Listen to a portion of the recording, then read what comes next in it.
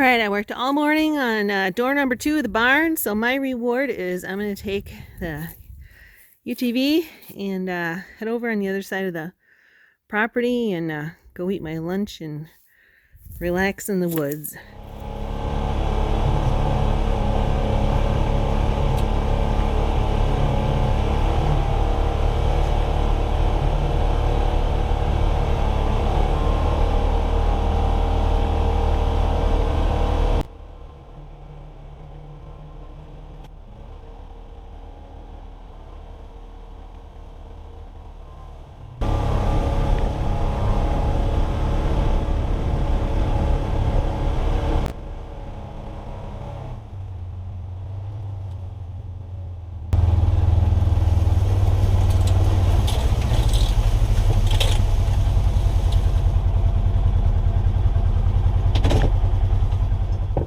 I'm up here where the old cabin used to be, and I'm going to get that post over there, or that log.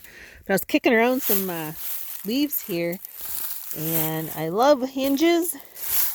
Look at that. There's one laying right there.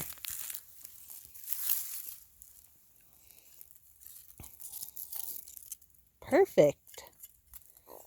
Even has the old nails in it yet. There was some kind of structure here. Not sure what. Maybe a little barn. There's some tin here. Maybe it was a grain bin. I don't know. Still has this. Plan on salvaging that at some point. It's a little bit buried though. I don't have a shovel with me. Let's see if I can get this log over here. This is one of the logs that I was thinking I might use for the mantle. Gosh, look at these cut stones. Look at all them chisel marks. Oh, probably help if I actually aimed at it. Look at that. Gorgeous.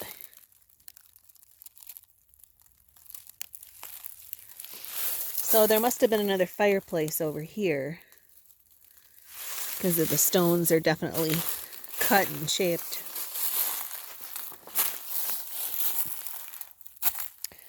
Yes, those are beautiful.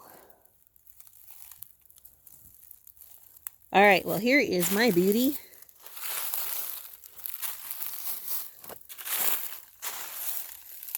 Right there.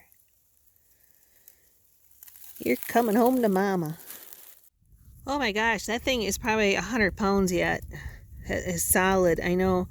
It looks a little bit, probably not as in good a condition as I was hoping.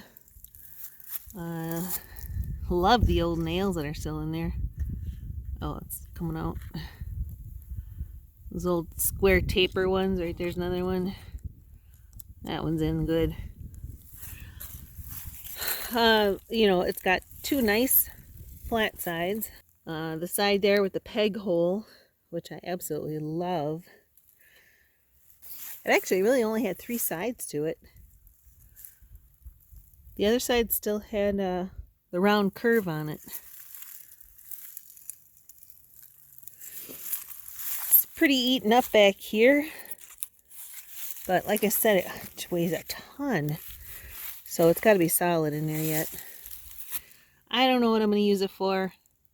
I definitely need to keep it though. This is the other old cabin log that I found in this winter. I set it up on actually the original foundation cornerstones. See if I can get it off the ground, let it dry out a little bit. It's pretty roached out, I don't know, maybe 5 feet down. But I think I should be able to salvage some of it.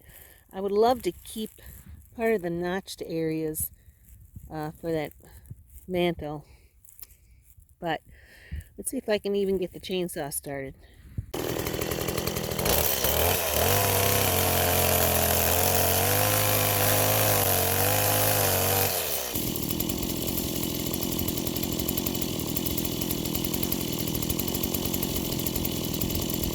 All right, well, that didn't go quite as planned. You know, sometimes it happens. I did cut it into some sections, but discovered that the inside is pretty much rotted out. So I already cut one of the insides out and broke it off. Of course, that's where my notch is, but not much I can do about that. And I was going to finish off this other notch because I think it would still look nice. It would actually be like still a beam with the hand-hewn marks in the front. But I didn't bring enough gas, and I ran out of gas. I wasn't thinking I was going to take quite this much cutting. Alright, so this is the pile of a bulldozer leftovers from a barn that was on the other side of the road in the Kentucky property, which is pretty much demolished. And I was just looking at the concrete because it's got some really interesting stones mixed in them. And then this caught my eye.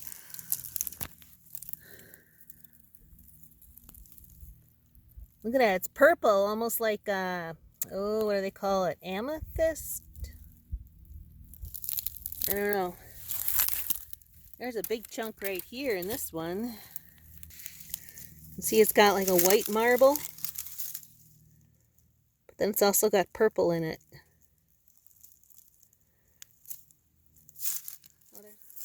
Well, I brought these back by the house and I'm going to let them dry out in the sun for, several weeks. And then I'll take a look at them again, see if they're worth saving or not. But like I said, you never know until you try. Well, this is out in the backwoods, and you know what? It almost looks a little tempting. Maybe I just have to use my imagination.